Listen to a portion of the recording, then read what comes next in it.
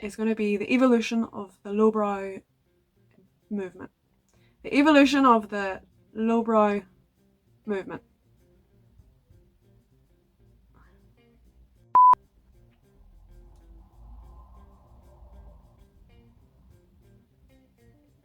Hi everyone. Welcome to today's video. That thing that you've been doing for all these people, but they're not there anymore, you know? And like, are you gonna be happy with that? And the answer is probably no. So do what's gonna make you happy. And you're gonna do things that don't make you happy. Sometimes that's okay. But in general, I try to chase the feeling of. Welcome everyone back to another video. Thanks so much for tuning in, guys. Another week. This is bonkers. Flipping bonkers.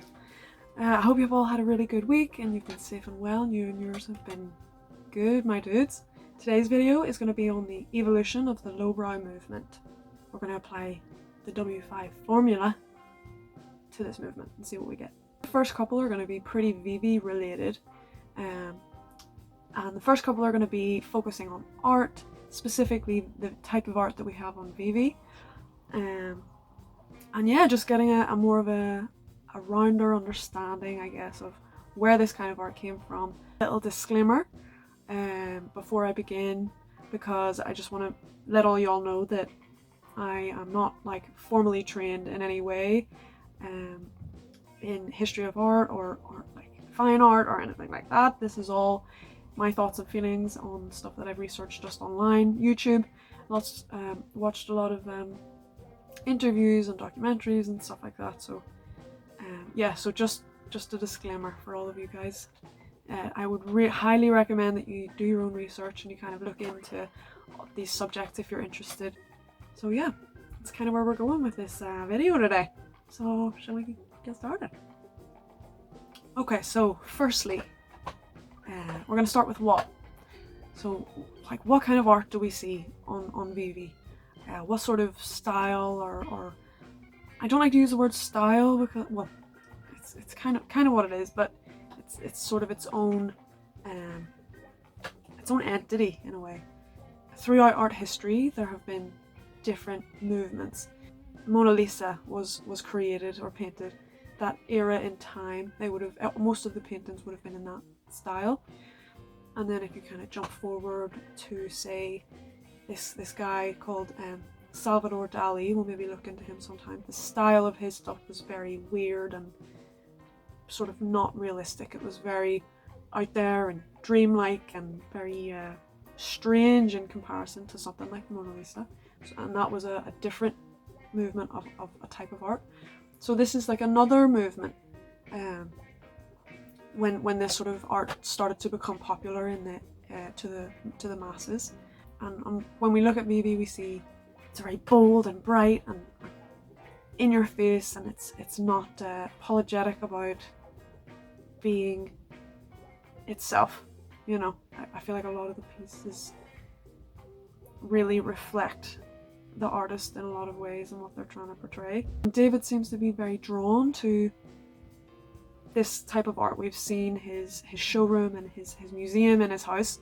We've seen the type of things that he's drawn to, and they seem to share similar themes. They're commercial and bright and powerful and exciting, and they have action and movement. What this kind of art movement represents is some of those themes, and some of the names that this art movement would also have been called can be sort of pop surrealism, contemporary art, middlebrow movement. It's also called outsider art. It's also called underground art, and super flat art. So these are some of the labels that it's kind of been given over time. Where did this happen? Where did this movement come from? And how did it come to be created in the way that it did? On the west coast of America, so I think that's like LA, right down to San Francisco was involved. I think it was those types of places that the right minds really came together. Like-minded people who want to express themselves in the same kind of way. Punk bands, rock bands, skateboarding and surf communities. A lot of it was coming out of a time, I think the Vietnam War had just ended, and that's what kind of sparked this new thought process in the youth that like this isn't what we want anymore. The type of life that came before us, that's not what we want to represent, or that's not how we want to live our lives. And I think that kind of came out in the type of art that they wanted and appreciated and created ultimately. To know that what they could create, whether that be music, art, as well as dance. This was a time where the arts in general were kind of breaking away from the norm, or what is good enough, or so yeah, I think it was a really beautiful time for art. I think it was really important. So we've got what the type of art was, where it was happening, west coast of America, and when was this kind of movement shifting through the masses. It was in the 60s and 70s, and experiencing your general state of being as a human. A lot of experimentation was coming in, and just the general questioning of what should be appreciated and what could be valued, like in general, in so many ways. An expression of that I don't fit into your box, as an artist, or as somebody who you feel that should be in an art gallery, or my art should look this way. Like an uprising in their consciousness. They wanted to break away the chains of what was normal for the art scene, and what was recognized as fine art or highbrow art. Who did this? Who was the one or the folks that had the ability, courage, confidence? I think there was comics and that kind of type of design had been around for a long time.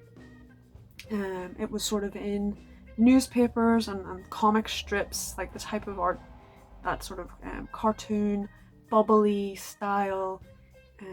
It's not realistic in a way, it's the shape of a human, but it's not actually what a human looks like, sort of thing. And that's kind of where cartoons would have evolved from. So comic strips then turned into comic books, and these guys at Zap Comics wanted to integrate adult themes and experiences and stuff that was a bit more rebellious, and stuff that would maybe get a reaction that some people might not appreciate. But again, that is what art is about, I feel like. There's a group of artists, there's about 7 of them, but I kind of focused on Robert Williams. It was an underground comic movement, and the work, like the detail and the work and the craftsmanship that went into these comic books was unbelievable. And still they were looked down upon as like throwaway comic book, kind of lowbrow. And from there it just became more and more accepted and wanted, and more artists felt like they could create, that felt like someone else was out there that could create something similar. Robert and these guys really did something important, because they paved the way for so many people, like the guys that we have on VeVe, our Frank, our Jermaine. These guys are directly connected to the movement makers of what we see in popular culture and art today. This is a little example of how Robert Williams kind of compares to some of the great, or what are they called, masters, art masters, traditional.